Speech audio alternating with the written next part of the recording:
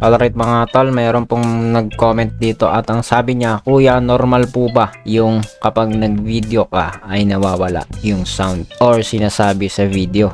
iPhone 12 po ang gamit ko. Yun nga mga tol, kung may problema ka, hindi stable, nawawala-wala o intermittent yung microphone ng iPhone mo kapag nagre-record ka ng video, well, para sa'yo tong video na ito. Una sa lahat, number 1, linisin mo yung microphone ports mo o yung part ng iPhone or ng phone mo na nandoon po yung microphone. Usually nasa ibaba po ito ng phone. Pwede kang gumamit ng mga nabibili sa online na panlinis ng mga parts o ports ng phone, including microphone ports. O di kaya gumamit ka lang ng brush o yung toothbrush para subukin linisin yung microphone ports. Baka may dumi lang yan at yun ang nagkokos ng intermittent o putol-putol o nawawala na microphone sa video. Number 2, try to remove accessories gaya ng phone cases, Bluetooth earphones, or even lapel mics if meron ka. Sa mga phone cases, baka natatakpan yung microphone, and minsan naman nagkokos yung mga wireless earphones ng ganitong mga klaseng problema, lalo na pag hindi nako-configured ng maayos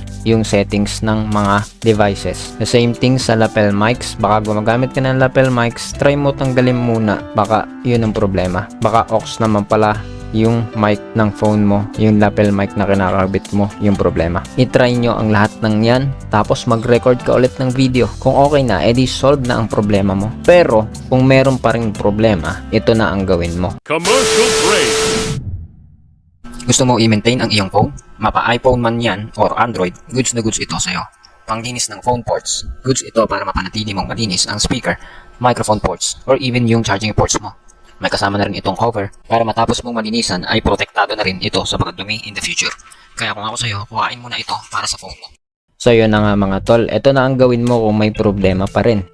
Yun tayo sa pangatlo. Please stop using yung mga installed softwares na pang-record ng video. Gamitin mo yung default na video recorder ng phone mo. Sometimes may mga conflicts po dito sa mga software. Kaya back to basic muna. Try mo munang gamitin yung default na video recorder ng phone mo. And check it kung nagpe-persist pa rin yung problema. And lastly, kung lahat ng yan ay ginawa mo na at may problema pa rin, dito na tayo sa pang-apat at isa sa pinaka malaking problema na pwede mong kaharapin. Hardware problem. Baka need mo na ipagawa yung microphone ng phone mo, either for repair or replacement na ang need ng phone mo. Kung nakatulong sa itong video na ito, please follow for more.